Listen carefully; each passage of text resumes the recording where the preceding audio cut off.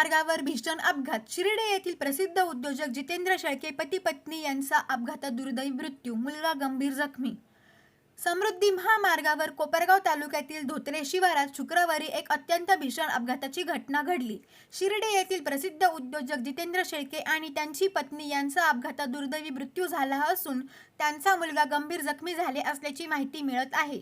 जखमी मुलाला कोपरगाव येथील SJS रुग्णालयात उपचारासाठी दाखल करण्यात आले आहे.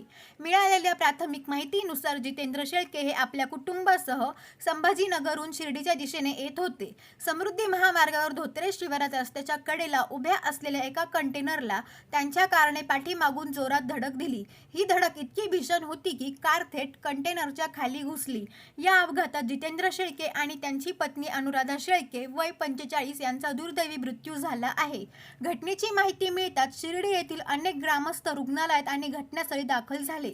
घटनास्थळी समृद्धी महामार्गावरील यंत्रणा तात्काळ मदतीसाठी पोहोचली. मात्र क्रेन उशिरा आल्याने गाडीमधील जितेंद्र शेळके यांच्या पत्नी यांना वाचवण्यात अपयश आल्याचे स्थानिक ग्रामस्थांनी सांगितलं.